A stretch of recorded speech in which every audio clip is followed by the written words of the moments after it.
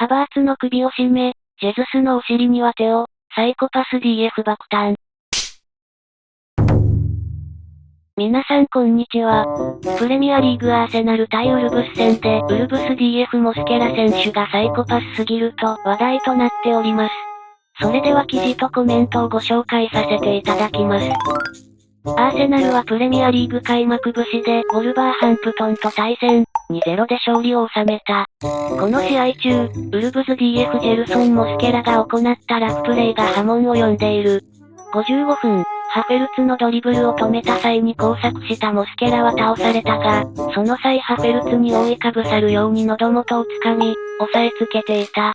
モスケラを掴んで倒したのはハフェルツだったが、起き上がる時に相手の喉元を押さえる必要はなかったと思われる。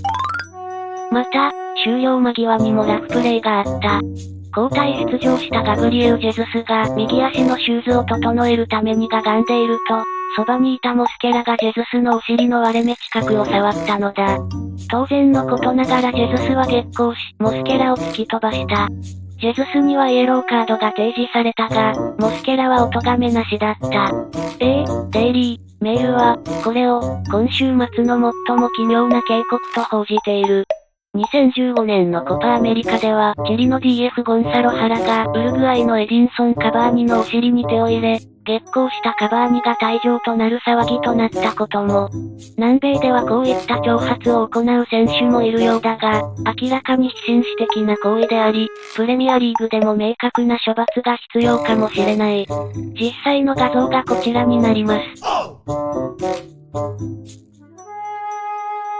これってなんでお咎めなしだったんですかね。周りももう抗議しないので、映り方の問題で実は地面に手ついてたのかとか思い、見返しましたけど、やっぱり明らかに首狙って言ってました。明確な暴力行為ですよ。バーの介入が奥ゆかしくなるのは別にいいですが、こういったところには確実に疑義を申し立てるバーでいてほしいものです。この選手はこのまま野放しにしておくとかなりヤバそうだと感じた。大審判が買収されているのではと本気で疑いたくなるような、まさに悪質極まりないシーンでしたね。グーナーが起こるのは当然ですし、今後、何らかの処分が下されるべきだと思います。喉元を押さえつけてすぐに左手上げて、わざとじゃないアピールしてるけど故意だろう。故意じゃなくても危険なプレーとして罰則対象にならないのは信じられない。ここまで殺意を持って首絞めてるやつ試合中に初めて見たわ。全体をもかけて2、3秒は締めてたよな。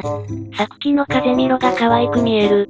もうポール・ティアニーにアーセナル戦を担当させるのやめてくれ。あいつは個人的な好き嫌いでアーセナルに不利な判定をしているとしか思えない。これスルーなのはオフサイドライン引き忘れと同じくらい悪質だと思う。なのでティアニーは辞任 OR 解雇でお願いします。あれ路上なら殺人未遂だからな。よくあれでハバーツは無事だったよな。完全に喉元入ってたし。実際はこの写真よりむごかったよね。かなり体重を乗せていたようだけど。釈迦のように熱くなりやすい性格なんだろうね。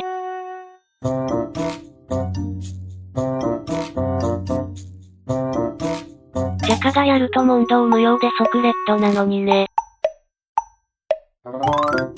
ご視聴誠にありがとうございました。5チャンネル、X などの切り抜きやサッカーニュースを投稿しております。チャンネル登録、高評価いただければ励みになります。ぜひ、よろしくお願いいたします。